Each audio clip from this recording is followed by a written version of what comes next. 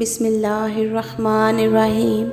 شروع کرتی ہوں اللہ کے نام سے جو بڑا مہربان اور نہایت رحم کرنے والا ہے۔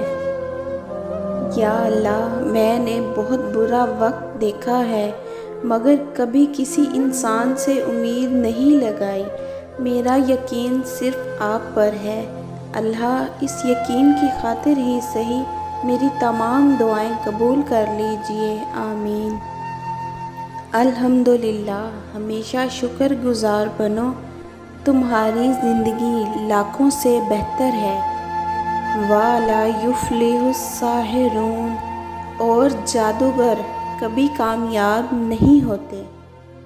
پہنچی ہوئی ہے عرش پر میری بھی ایک دعا، آمین سب کہو تو خدا مان جائے۔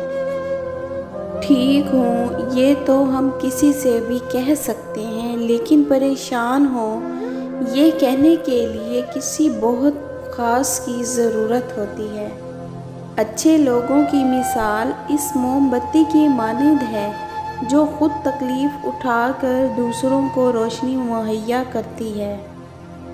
میں حقیقتوں کی تسبیح کو بچپن سے پڑھ رہی ہوں، مجھے خود سے بھی نہیں، مجھے تجھ سے کیا توقع۔ اگر ساتھ چلنے والے مخلص ہوں تو برے وقت سے بھی لطف اٹھایا جا سکتا ہے۔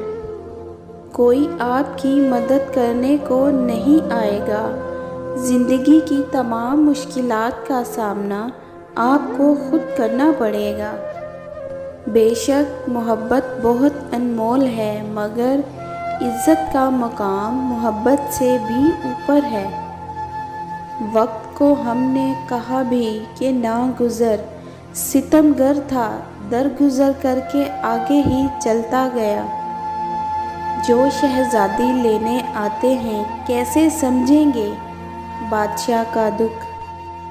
لاکھ ڈھونڈو پھر آغوش محبت، بعد مرنے کے پھر ماں نہیں ملتی۔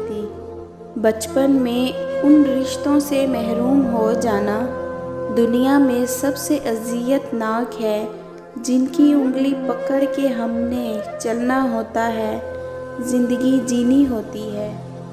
مجھے پسند ہیں وہ لوگ جو اپنے آپ میں مگن رہتے ہیں، سازشیں نہیں کرتے، نفرتیں نہیں پھیلاتے، بس اپنی دنیا میں خوش اور مطمئن رہتے ہیں۔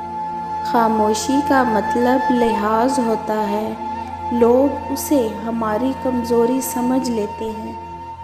صرف فوٹوگرافی وہ آرٹ ہے جس میں آپ وقت کو روک سکتے ہیں اور حسین لمحات کو قید کر سکتے ہیں۔